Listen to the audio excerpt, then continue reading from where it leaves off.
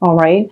And then I also feel you're behind the scenes looking on. Okay. And I keep hearing, you know, I told you so. I told you so. But you're not going to say it. You're not going to gloat. You're not going to rub it in your face. You're in this space where you are protected in shelter. And whatever the effects of this tower situation is happening, the tower is very cataclysmic, right? It's things breaking down and crumbling to the ground. So it's going to leave like a dust cloud in its midst, right? And what I see here is you're protected from it. You're kind of like spectating from afar. You know, you're far away. There's enough distance between you and that situation where you are protected. You're not going to have to inhale that dust cloud, and you're sitting pretty much, okay? So for this month, Taurus, your energy is, I feel like it's a continuation almost of like the Aries energy. We have here the King of Crystals. This is the King of Pentacles. This is your energy. You're embodying this really proud, mighty, stable energy. Finances are going to be really good. And you've designed your life that way, where you don't need to worry about your financial future. Things have been worked at, built up over time. And so you're sitting on your resources and you're planning your next adventure. I do feel that, you know, this concept about looking off into the distance to kind of dream about, conjure up, and trying to figure out where is the next progression for me. What is coming in store for me? What's my prospect looking like? What's in the future for me? I feel like change is really coming in, and the message drilling into this reading is change is very imminent. We have here the Wheel of Fortune, which is about change and possibilities. It's lying right on top of you. And the words associated with this King of Pentacles is courage and commitment, okay? And so I feel like you're kind of torn, okay? Kind of like, do I speak or do I keep quiet? Do I grab this new opportunity or do I speculate some more? Or do I just sit and kind of like behave as a bystander and see how things are going to unfold? So there's something that's being unfolded or unfurled or unraveling around you. And you're content just looking on, just to see what's going to happen, just to see that you need more information, or just to wait for the opportune moment. But I feel like it's coming in really very quickly. And it's something you've been feeling intuitively for quite some time. And yet you're committed to one situation. And I feel like that might be the only barrier preventing you from embracing this new change. So for some of you, this is a job situation where something in the distance, possibly further away physically, like a change of venue, a change of workplace atmosphere or workplace environment, something is further down in the distance or further out in the distance that's really beckoning you, really calling you. And you're not really sure whether or not you should go for it because you are committed elsewhere. So you could be in a contract for a certain amount of months before you can shift into a new job, and you want to ride out the contract. You could be in a like a lease, a housing situation, and you're looking for something new, but you're contractually obligated to that lease or to write out the terms of that agreement before you can shift elsewhere. Or I also feel a situation where it's family, okay? I want to move further away, but, you know, mom and dad are aging and they want my presence here. And I also feel family as in, you know, I have a marriage contract here, but I really want to be elsewhere. So I feel like there's a lot that you're mulling over. And I definitely feel as well, you're pulled in two different directions in terms of, you know, life direction, in terms of, do I stay here out of that sheer sense of commitment? Or do I see what other opportunities are available to me? Okay. So there's a lot to unpack here, because I do sense this, this kind of like night and day type of energy, kind of like waffling, flip-flopping back and forth, playing out the scenarios in your mind, but in the waking, it's like in mulling over decisions, but the actions are not really being taken in the physical realm, okay? I see as well a lot of juxtaposition in this spread. First of all, we have here the shadow and the light. Okay, so the shadow are things that are kind of like hidden from view, things that are not made aware to other people, things that haven't come into being yet. They exist in the realm of the mind, or in the realm of the shadows. No one is really shining a spotlight on it just yet. And I feel that you're keeping a lot of things, either secrets, longings, desires, really close to your chest, trying to manifest them as best as you can without drawing attention to yourself. And then I also feel like this situation where, you know, the animal is sitting still, it's like wanting things to come to you, but not really getting out there and take the physical actions in order to move yourself towards it.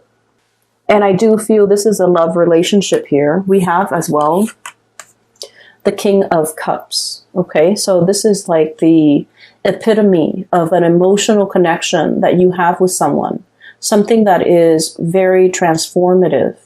Somebody is bringing into you this sense of like wonder. And what's linked up with the shadow is the sun. And the sun is bringing things to light. It's like, it basically melts away the shadow, right? And so what's happening here, I feel, you're drawing somebody very, very close to you. And like I said, you have a really strong emotional connection with this person. I feel for many of you, you might have initiated contact with this person to let them know how you feel, to offer a message. And, you know, you guys are not like gushy people where you lay your feelings all on the table, take it or leave it, right? You're not one to do that. So I feel like, you know, there might have been communication, and the communication was very cordial, but it's not indicative of everything that you're feeling. Whatever you're feeling is really very strong. It's very passionate here with the Sun card. It's very exalted. It's almost like, you know, what you're feeling, you want to shout it from the rooftop, hence the lips, you know, shouting. I want to make it known. I want to tell this person everything that I've been bottling up. I want to, you know, express my authentic self and express the extent of my emotions. And yet you might have suppressed it. And you are very aware that this person has a major impact in your life, okay? I'm hearing somebody's name. Might be, you know, sunshine. Might be like someone who's very buoyant and optimistic. This is not your energy. This is somebody who's very buoyant and optimistic. And with the hummingbird, they kind of flit around, you know, going from one place to the next. They might be a world traveler. They might have traveled a lot in their lifetime. They might have a lot of interesting tidbits of information that they'd like to share. They might be a great conversationalist. They might know a lot of things about a lot of things. And I feel like when you're around them, you feel very hopeful. You feel very pure and innocent. They might be very pure and innocent. And I just see this kind of like very buoyant person who's very lively, who's very hopeful, and whose presence in your life was very uplifting. Because with your energy, with the Hermit and the King of Crystals, this is somebody who keeps their distance, right? The Hermit. They look and admire from afar. You might be admiring this person from afar. You might be, you know, checking on their social media to see what this person's up to. But I feel like you keep a very detached and a very platonic air about you, almost as if passing off that they don't mean a lot to you. And I feel that you have really held back your feelings when you are interacting with this person. And you retreat back into the realm of the mind with this moon, the imagination and perception. And I also feel the moon is about intuition. It's about psychic abilities. It's about wisdom as well with this owl. And so I feel like this person is very aware, like intuitively and almost in a psychic way. They are aware of your feelings. But not only you hid it verbally, but you also hid it physically. Like you hid the feelings, you suppressed it, and you kind of crunch it down to the bottom so it doesn't see the light of day. But I also feel like the connection with this person is very strong. There is a very strong, I feel like, psychic and spiritual and emotional connection. It's not just passion and chemistry and fun and lightness, but I feel like, you know, it's a very deep, possibly a really strong soulmate type of a connection. Because whatever you suppress, they're able to decipher. Whatever you don't say to them, they're able to hear it, you know, in their psyche. So they're very, very in tune with you. Okay. I also feel as if there is a distance between the two of you, either emotional or otherwise, because I do feel like this person, they're able to read you, but I don't feel that you're able to read them.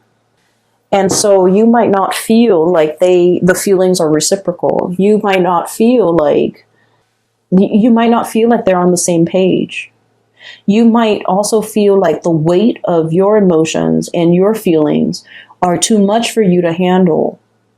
And you are afraid that they don't feel the same way. And so you kind of, you know, push it down to the edge of your being because you don't want them to know the strength or just the sheer like impact of what you're feeling.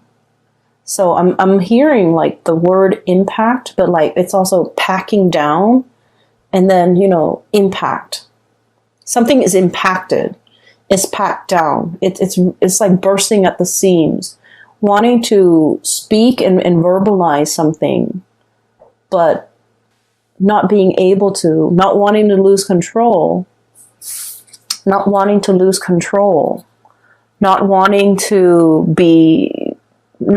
express something when it's not reciprocated. So you're feeling very strongly, you're not able to verbalize it.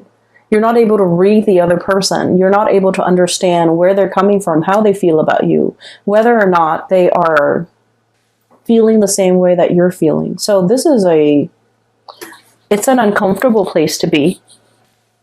In the meantime, though, I'm sensing that you're distracting yourself with, you know, practical things that you're doing.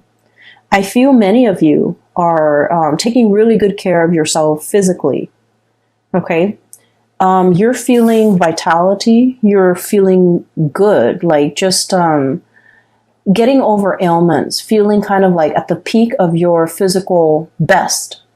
Taking really good care of yourself. Going to the gym. Lifting weights. Eating well. Getting enough sleep and getting enough rest. Even though this emotional, I want to say sore spot, is really front and center in your emotional life, you're doing other things to distract yourself because you feel like it's almost silly. Okay, it's silly for me to dwell on this. It's silly for me to, you know, constantly think about and ruminate over this person about what could be. And I feel like at night you are thinking heavily about this person, about the possibilities that could be if the two of you had come together. And then also, you know, wanting, like looking at them from afar, admiring them, but not really willing to go out of your way to, I'm hearing here, like saving face, not wanting to appear too demanding or too needy or, you know, playing it cool. Okay, the smugness, like playing it cool, not wanting the other person to know how you really feel. So I'm getting here that for many of you, you know, the way you might be looking at love and relationships and emotions, I feel like vulnerability is kind of like a double-edged sword for you. On the one hand, you want desperately to be vulnerable, but for whatever reason, you feel like being vulnerable leads you in a position where you might be overpowered by another person, right? And so what I feel is you might have a slightly unhealthy mindset when it comes to relationships, when it comes to, you know, putting our walls down so that the other person can approach us. Because I feel like once you let your walls down, the other person is going to approach you. What they're feeling for you, I can assure you, is being reciprocated with this King of Cups. This is somebody that doesn't play games. This is somebody that is very sure about how they feel at all times. They can talk to you for hours about their feelings. And their feelings don't change. It doesn't fluctuate from one day to the next. It doesn't change. If you behave badly one day, they're not going to love you any less. If you act up, they're not going to love you any less. If you show your vulnerability, they're not going to use that against you. This is somebody who is, you know, aware of human emotions. They're very emotionally intelligent. They can look at you and know whether or not you've had a bad day, whether or not you're grouchy, why you're grouchy, and they can say and do things to kind of like lift you out of it. So I feel like this is a person that has a very good read on you. But the way that you are right here with the shadow, you're kind of like in the dark. You're not really aware of what's approaching. And I also feel like you might take some type of perverse, you know, liking to leaving somebody in the dark, not expressing the full extent of your emotions, not letting them know. And I do sense a lot of it has to do with, you know, trust issues and things like that, that you're somewhat bringing into this situation. And I feel like it might not be fair for the partner that you're dealing with, because the relationship seems very cat and mouse and it's not very on the surface. Does that make sense? So please be careful with this. If this resonates with you, and if you're dealing with this situation and you feel like being vulnerable leaves you at a disadvantage, I can assure you it does not. And I can assure you as well that the other person is looking your way, and I feel like they would come to you if you let your walls down, okay? So the time for us to experience that paradigm shift, you know, to do things a little bit differently so that we can draw in healthier, higher functioning people into our lives. And for us to kind of like live in the light rather than the shadows, operating from our shadow self. We don't want to do that anymore. We want to be authentic and we want to be true. And ultimately, we want to be free of our baggage that might prevent us from forming emotional connections with another person. Because what you have here is a really beautiful soul connection with another human being. And I feel like you're disallowing that to come into the picture. This card, the way I'm looking at it, is sort of like basking in the sunlight. Lizards and iguanas, they're cold-blooded. So, you know, around noon, you can see a lot of them, just like sunbathing, right? So that's what I'm feeling here, this sunbathing right next to the sun. Once your feelings are exposed, or once you allow that to kind of come out into the open, I feel that you're going to get a basking in the sunlight moment where feelings are being returned and reciprocated. And you're not going to be in a state of, you know, icy isolation or doom and gloom. You're going to experience a lot more happiness in your life, okay? I do feel for many of you, you are aware of this. This moon is all about intuition. It's like a sense of knowing what we need to do, but dragging our feet, right? A lot of us, especially fixed signs,